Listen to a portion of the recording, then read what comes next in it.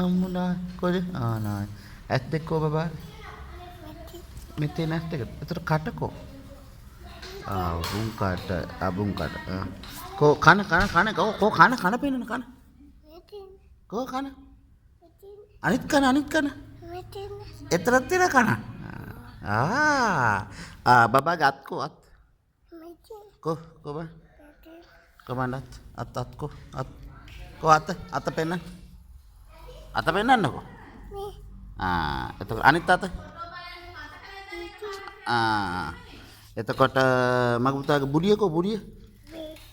බුඩියකෝ. A je බුඩියද?